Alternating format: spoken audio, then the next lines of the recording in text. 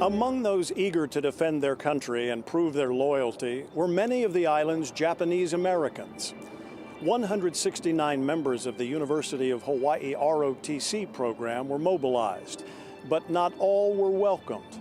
Ron Mizutani has the story of Akira Otani, one of the students labeled an enemy alien. 20-year-old Akira Otani was preparing for the reopening of his family's fish market. And then it all happened. Otani looked towards Pearl Harbor in disbelief. We could hear the explosion. We could see the plane flying over Pearl Harbor. We could see black smoke coming from that direction. It's hard to believe what was happening in the beginning, but we finally had to believe what we saw, what we heard. Otani stayed back to close the market while his parents raced home to Manoa. By the time he got there, FBI agents were there to arrest his dad, Matsujiro Otani, a non-citizen and an influential business leader.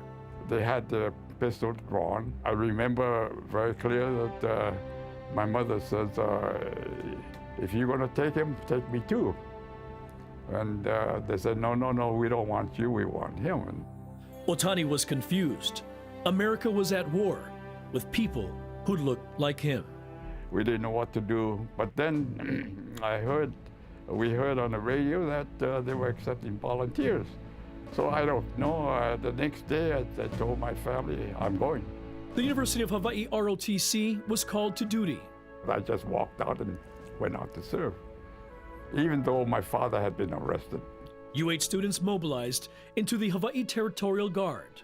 They told us to pick up a rifle and helmet and so forth, and then off we went. For 6 weeks, they were soldiers, guarding installations across Oahu. But that would change.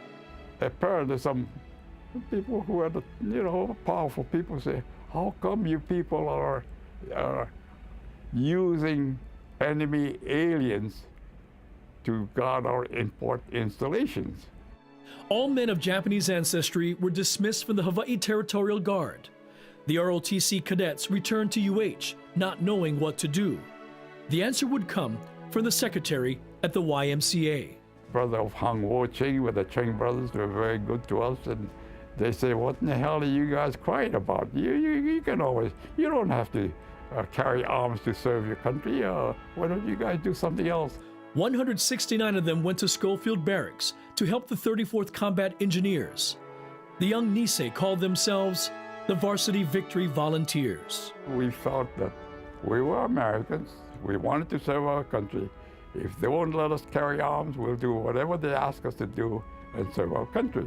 They traded their guns for shovels and built barracks and barbed wire fencing. Never a second thought.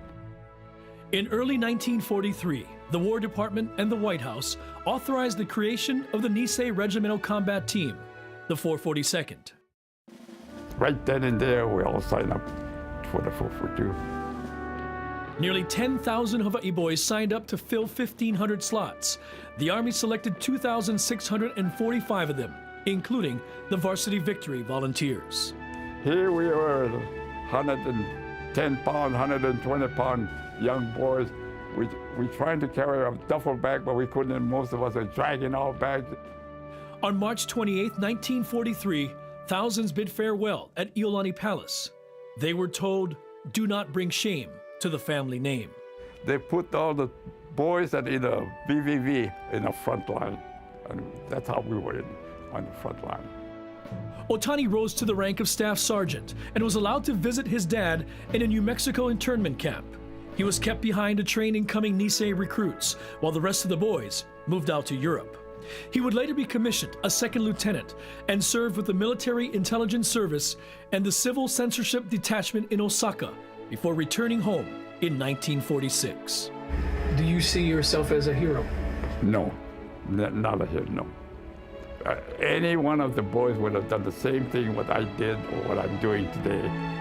A sculpture sits on the UH Manoa campus, along with a plaque with the names of the Varsity Victory Volunteers. At 95, Otani still works at the United Fishing Agency.